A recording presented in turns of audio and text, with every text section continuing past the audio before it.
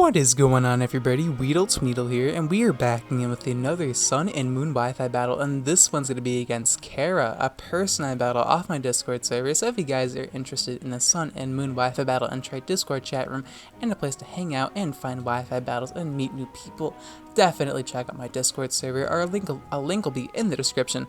Now, me and Kara are having an overuse battle today because, like I said, I'm trying to be more like Shofu with each and every upload. I even started a new Let's Play series on my channel as I'm trying to be like Shofu Senpai.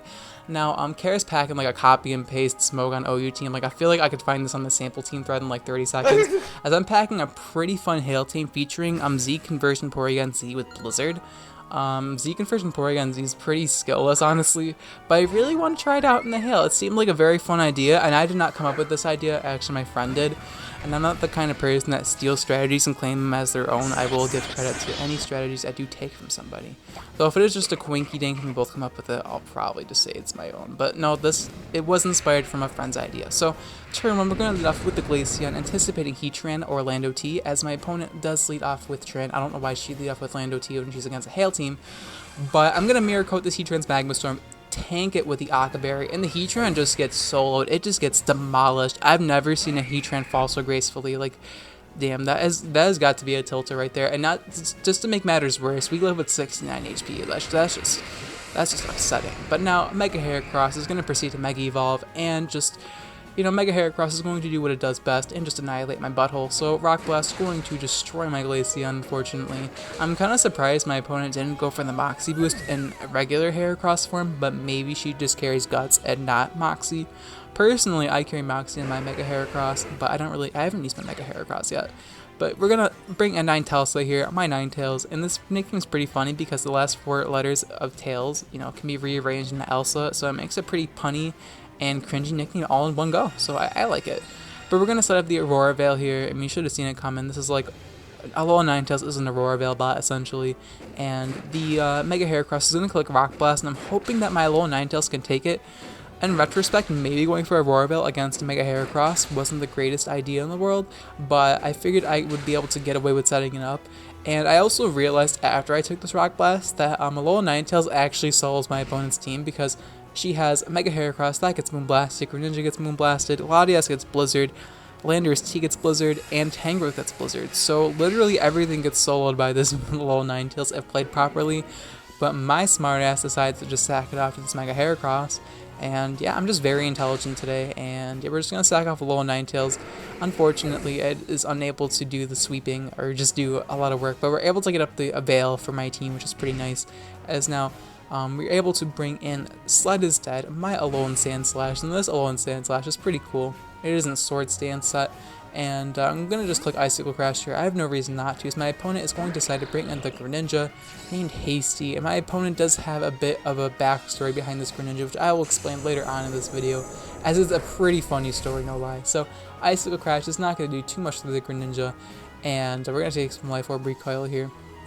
And the Greninja is a pretty big threat to my team because Greninja is a fair and balanced Pokemon in the overuse metagame, but I really have no reason not to click Earthquake here as it's likely going to knock him out. So my opponent is actually going to pivot into Landorus T just to get the Intimidate on my Alolan Sandslash, which is a rather nice play because I could have potentially clicked Icicle Crash, but I guess against a Water type I had no reason to, so I should have seen it coming, but I don't know, getting the Intimidate was a nice play as now I'm just severely weakened overall. But this Landorus T is still going to be threatened out by the Icicle Crash, so I'm not too sure what my opponent's thinking. But here is where she reveals the Protect. Why Landorus T carries Protect, I'm not too sure. This is not VGC, this is a singles battle, and this is definitely an overuse team. So I'm not too sure why Landorus T carries Protect. Maybe because it carries Leftovers, I'm not too sure. But I'm going to switch out my Alolan Sandslash now and bring in my Give Me a Hug, my Toxapex. Obviously the perfect switch in a Landorus T Earthquake, but I anticipate my opponent to either go for Stealth Rocks or just to switch out trying to punish my switch, as she does actually bring in the Latias to punish me, and I actually switch in Toxapex and Latias, which is better than Landorus T. This Slash actually bounces off my body thanks to the Aurora Veil, and now we're able to reapply the Hail. Now it may seem weird to carry Hail on Toxapex, but hear me out. I didn't want to train any of the other Hail setters because I'm too lazy to breed that kind of stuff, and so I decided to get rid of Haze on my Toxapex for Hail instead because why not? And so we have Hail back up for 8 turns, we have the Icy Rock, and I figure with Regenerator, what's the worst that can happen, right? So I'm going to switch up my Toxapex here. It's better than a stall set, right? It's better than like Toxic Recover. And now I'm going to bring in Slide as Dead as my opponent's going to proceed to click Healing Wish. This was not what I was anticipating whatsoever. Healing Wish is a very nice play on my opponent's part, as now she's actually able to bring in the Mega Heracross as soon as my Aurora Veil wears off and get back all of its health. So this Mega Heracross is a massive threat to my team. This thing could literally solo my team at this point if I play around it poorly. And needless to say, I do play around it pretty poorly. So I'm going to decide to bring in my Toxapex here because I figured I could pivot into a close combat or something. But my opponent decides it's just a great idea to click Sword Stance. Like, I just think that setting up on a Hail Sweeper is a very good idea. And she just sets up a Sword Stance on me, which, I mean, granted, she probably anticipated my withdrawal, but I should have definitely stayed in and just click Icicle Crash. I didn't realize my opponent was going to attempt to set up on me. That was definitely a massive misplay on my part, as now my opponent's going to go for the +2 Rock Blast coming off of Mega Heracross's ridiculous attack stat. I'm pretty sure Mega Heracross's attack stat is like top 3 in the game. I think it's like base 185. And I don't really need to get into how strong that actually is. So Toxapex is going to go down to the Rock Blast. Unfortunately, my opponent did get some critical hits in there, which may have been my demise. But, I mean, it's a multi-hitting move, so I'm just pretty much asking to get crit at that point. So now I'm going to bring back in my Alolan Sandslash, and I should have just stayed in to begin with. I wasn't thinking very good in this game, and I just decided to sack off my Toxapex to the Heracross. We're going to go for the Icicle Crash here, get a skillful flinch. We take those though. Like, this Mega Heracross is such a massive threat. I needed that Icicle Crash flinch, but now we're just going to proceed to go for another one. No reason not to. And, I mean, maybe we can knock out the Mega Heracross, but Mega Heracross does live with just a sliver of HP because Mega Heracross is very bulky. But we get another flinch, like, step aside Togekiss and Jirachi, Alolan Sandslash is here, and Alolan Sandslash literally soloed a freaking Heracross thanks to being Jirachi low-key, so my opponent is going to bring in the Greninja here, and here is where I'm going to tell you guys the story. So first off, my opponent does not have Protean, she has Torrent, so that's just a no-no. 2, for her nickname, she put her nature, so she nicknamed her Greninja Hasty, trying to give it a hasty nature.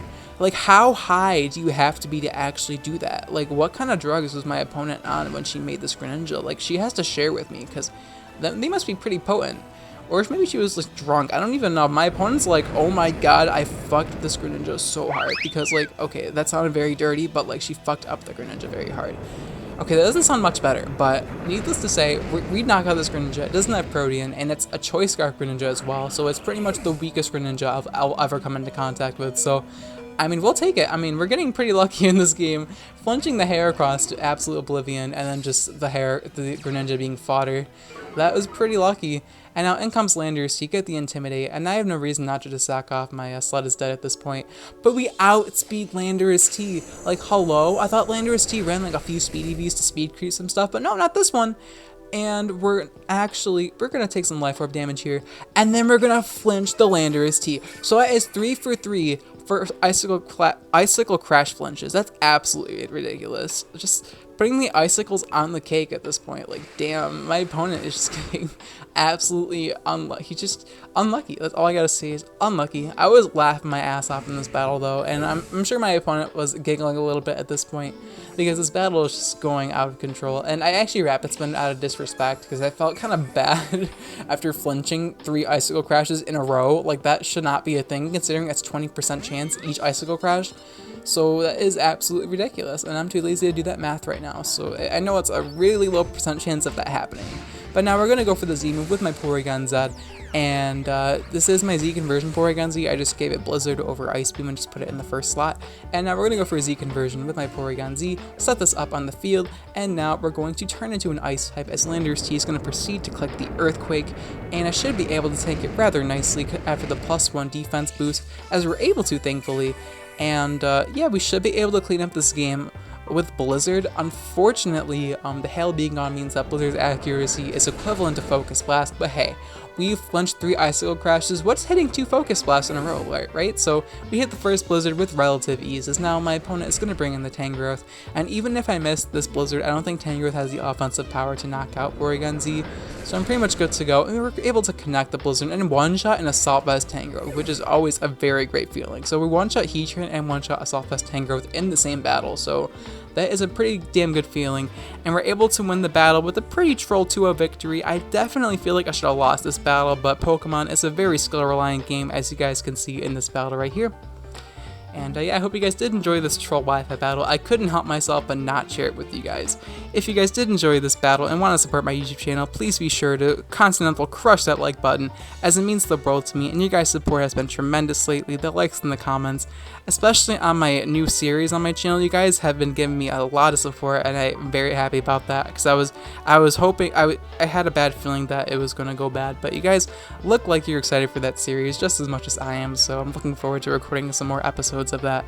But anyway, the question of the day is going to be, what is your favorite Hail Sweeper or Pokemon to use in the Hail overall? It doesn't have to be a Hail Sweeper, it could be any Pokemon in general. But after this battle, I definitely have to say Alolan Sandslash, ladies and gentlemen. I mean, it's not gonna be Togekiss every battle, but like, damn, it really came through in this battle, and I'm definitely gonna have to use it more now because it definitely deserves that spotlight. But yeah, let me know in the comments down below what your favorite Hail Sweeper or just Pokemon to use in the Hail is in general. But anyway, thank you guys so much for watching till the end. I'll check you guys in my next video. Alright, peace.